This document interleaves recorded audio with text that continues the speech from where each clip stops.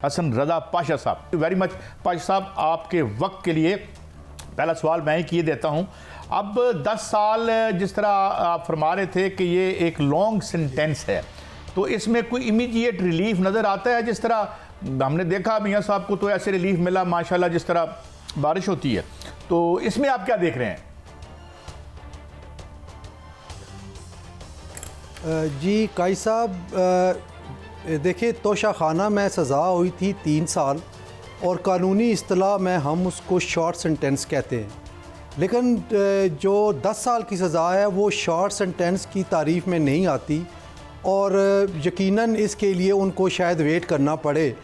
Appeal कानून के मुताबिक 30 दिन के अंदर अंदर इस्लामाबाद हाई कोर्ट में फ़ाइल होनी है और इसमें कोई कदर नहीं है कि वो सस्पेंशन ऑफ सेंटेंस की पिटीशन साथ लगा दे, लेकिन उसके लिए शायद इतनी जल्दी उसकी हेयरिंग ना हो सके और अगर वो इनके मुतालबे पे लगा दी जाए मुल्ज़मान के, तो फिर ये है कि हो सकता है कि वो फौरी तौर पे सज़ा मुअत्तल ना हो सके और ये या तो वो वापस लेनी पड़े या फिर किसी मुनासिब मौके के लिए उनको इंतज़ार में रखा जा सके।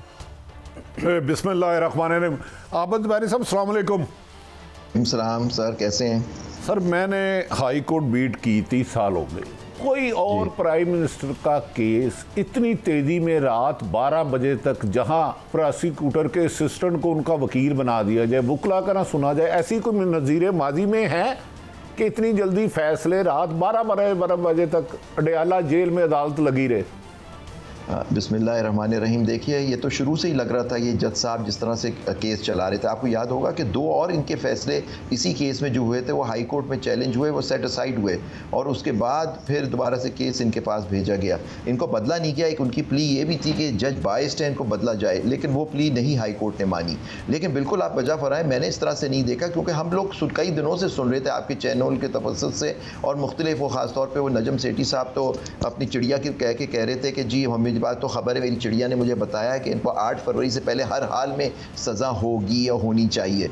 तो ये बातें तो गर्दिश कर रही थी और जिस तरह से ये ट्रायल हुआ कि आप देखिए, पार्टी का हक होता है, फंडामेंटल राइट होता है उसको रिप्रेजेंट करना कानून के हिसाब से। ये हाई कोर्ट्स के और सुप्रीम कोर्ट के दर्जनों फैसले मैं आपको दिखा सकता हूँ जिसमें ये आर्टिकल 9 और आर्टिकल 10 ए की वायलेशन की बात की है कि article 9 right to life liberty की बात होती है और आर्टिकल 10 ए फेयर ट्रायल की बात होती है। तो ये दोनों इस केस में नहीं रखे गए और आपने उनको अपने स्टेट काउंसिल, जो आप खुद फरमा रहे हैं कि किसी के जूनियर थे, उनको अपॉइंट कर दिया गया, उनसे उनकी जिरा करा ली।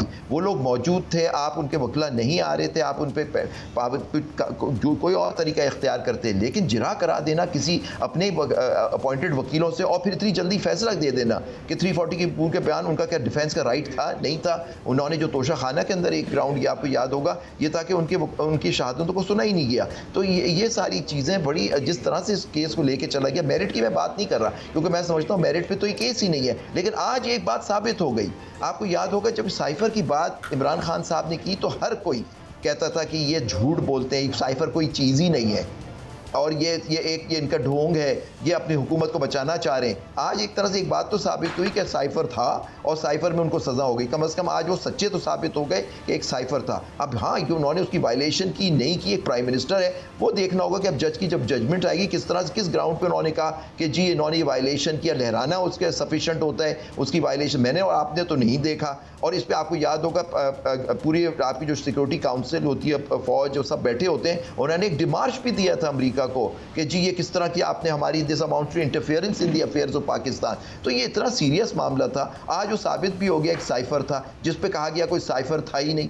तो ये और आज मैं कहता हूँ जो जुडिशल हिस्ट्री में हमारी, मैंने इतनी जल्दी एक साबिक वज़ीर आज़म को जल्दी देने की सज़ा, और मैं आपको बताऊँ यहाँ तो कत्ल के मुजरिमों को भी बेल मिल जाती है सर। तो ये तो एक साइफर का केस है और 10 साल की बेशक सज़ा हो, ठीक है 7 साल से ज़्यादा है, और लेकिन पॉइंट इज़ दैट मैं समझता हूँ ये जजमेंट अगर इसको इनकी अपील करेंगे इनके वकला, तो ये हो सकता है सस्पेंड भी हो जाए सर।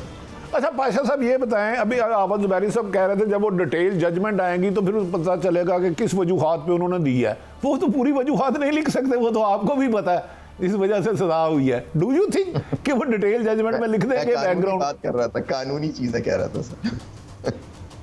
जी पाशा साहब। देखिए भट्टी साहब, डिटेल जजमेंट जब आएगी तो फिर ही हम बात कर सकते हैं।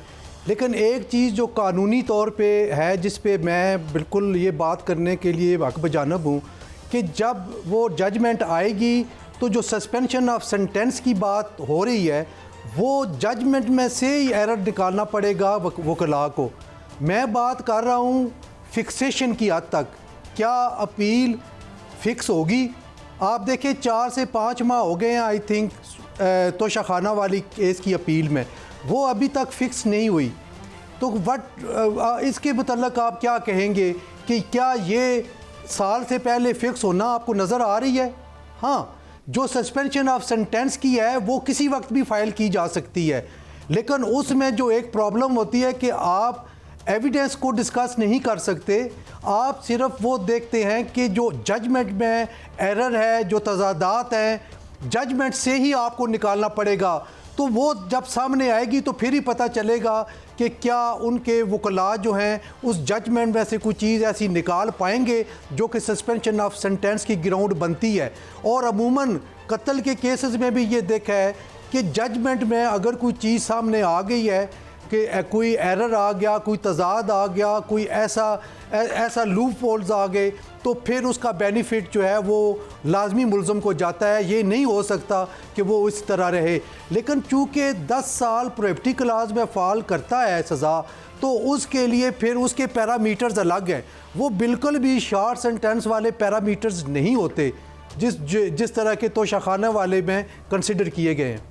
अच्छा ज़ुबैरी साहब, अभी एक बात जो इल्म में आई हमारी, हमें पाशा भाई ने बताई कि उसको जो फिक्स है करना है केस को, इसकी कोई लीगल बाउंड्स हैं कोई, या कोई मॉरल बाउंड्स हैं? क्या है जो एक कॉन्विक्ट है जो भी हो, उसको जिस तरह मर्जी देर तक अदालत की डिस्क्रेशन है कि वो कब उसे फिक्स करे या ना करे, और करे ही ना। मैं for the education of the people पूछ रहा हूँ। नहीं, देखिए ख़ास तौर पे क्रिमिनल केसों में आदमी की लिबर्टी, वो जेल में होता है, एक एक दिन उसका कीमती होता है इंसान की ज़िंदगी का। इनका जनरल जूरिस्प्रूडेंस तो ये है कि जो आपके फौजदारी केसेस होते हैं और ख़ासतौर पर जहाँ सज़ा हुई भी होती है इस तरह की, उनकी तो फ़ौरन सुनवाई होनी चाहिए, वो प्रायोरिटी पे सुने जाते हैं। लेकिन पाशा साहब जो बात कर रहे हैं वो ये कह रहे हैं प्रैक्टिकली लगते नहीं, अब सही फरमा रहे हैं कि आप देखिए तोशा खाना केस था, वो आज तक वो मुझे नहीं पता वो फिक्स ही नहीं हुआ उसकी हेयरिंग के लिए। अब ये तो चीफ जस्टिस साहब का या उनका काम है जो वहाँ फिक्सेशन करता है, या कमेटी जो भी हो, कि ये केसेस क्यों नहीं लगते। इनके वकला को चाहिए कि अपनी अर्जेंट एप्लीकेशन दें, उसमें क्या केस हमारा सुने, और क्रिमिनल बेंचेस होती हैं वो सुने केसों को, क्यों नहीं सुनती। पॉइंट इज़ दैट इस पे भी जाके वो ऑर्डर ले सकते हैं हायर कोर्ट से कि जी आप डायरेक्ट करें किसी कोर्ट को कि जी आप केस का जल्दी फैसला करें। तो लेकिन मैं समझता हूँ कि क्रिमिनल केसेस को तो वैसे ही जल्दी और प्रायोरिटी पे लगना चाहिए। यही हमारे जुडिशल पॉलिसी का हिस्सा है, यही हमारा जूरिस्प्रूडेंस है कि प्रायोरिटी पे सुने जाते हैं क्रिमिनल। और ख़ास तौर पर यहाँ जब इतनी सज़ा हुई भी है 10 साल की। जी अच्छा सर, ये बताएं, नवाज शरीफ साहब गालिबन मुझे याद नहीं आ रहा, एक डिक्टेटर थे जिनका आर्मी चीफ का जहाज़ हाईजैक किया था, यहाँ उतरने नहीं दिया था, गालिबन मुशर्रफ साहब थे। हाँ यस सॉरी, ये फिर उसमें मियाँ साहब गिरफ्तार हो जाते हैं, फिर एक रिटर्न एग्रीमेंट करके सऊदी अरब चले जाते हैं। सजा होती है सर पहले। हाँ सॉरी, माफी चाहता हूँ, सजा हो जाती है, सिंध हाई कोर्ट से सजा होती है जी। तो सजा हो जाती है, वो मक्के मदीने में बैठते हैं, नहीं होता, लेकिन वो आते हैं वापस। वो टाइम बार्ड भी केस होता है, 8 साल टाइम बार्ड था, बार्ड केस था, फौरी तौर पर रिलीफ मिल जाता है। अब भी 4 साल बाद आए, 50 रुपए का एफिडेविट दे के, क्या ये फैसले पर्सनैलिटी भी देखी जाती है कि फैक्ट्स देखे जाते हैं? सर यहाँ तो हमारी अनफॉर्चुनेटली पर्सनैलिटी देखी जाती है। देखिए मैं तो बिल्कुल, मुझे तो बड़ा अफसोस है कि जो अब हमारी अदालतों का हाल हो गया है, और हमारी जिसको फेवर करना होता है उनके लिए। अब नवाज शरीफ साहब के साथ कम ज़्यादतियाँ हुई थी सर, आप देखें 17-18 के ज़माने में, और उनको भी तो सज़ा हो गई थी एमएन फील्ड में 10 साल की, उनको भी सज़ा दे दी गई थी। और देखिए वो सज़ा क्या सस्टेन हुई, नहीं हुई।